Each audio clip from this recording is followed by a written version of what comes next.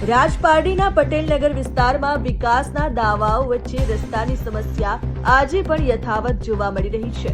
લગભગ 1 વર્ષ પહેલા અહીં ગટર લાઇનનું કામ કરવામાં આવ્યું હતું, જેના કારણે રસ્તો ખોદવામાં આવ્યો હતો। સ્થાનિકોને આશા હતી કે ગટર લાઇન બાદ ટૂંક સમયમાં નવો રસ્તો બની જશે, પરંતુ 1 વર્ષ વીતી જવા છતાં રસ્તાનું કામ શરૂ નથી થયું। સ્થાનિક રહેવાસીઓના જણાવ્યા અનુસાર પંચાયતમાં વારંવાર રજૂઆત કરવા છતાં માત્ર રોડ પાસ થઈ ગયો છે એવો જવાબ મળે છે, પરંતુ રોડનું કામ ક્યારે શરૂ થશે અને ક્યારે પૂર્ણ થશે તે અંગે કોઈ ચોક્કસ માહિતી આપવામાં આવતી નથી। ગયા ચોમાસામાં ખરાબ રસ્તા અને કીચડના કારણે લોકોને ભારે મુશ્કેલીઓનો સામનો કરવો પડ્યો હતો। હવે ફરી એકવાર ચોમાસાની શરૂઆત થઈ ગઈ છે, છતાં રસ્તાની હાલતમાં કોઈ સુધારો જોવા મળતો નથી।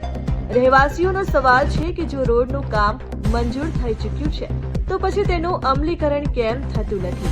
શું પટેલનગરના લોકોને ફરી એકવાર આખું ચોમાસું કીચડ અને ખરાબ રસ્તા વચ્ચે પસાર કરવું પડશે? હવે સ્થાનિકો તંત્ર પાસેથી માત્ર આશ્વાસન નહીં પરંતુ રસ્તાના કામની તાત્કાલિક શરૂઆતની માંગ કરી રહ્યા છે।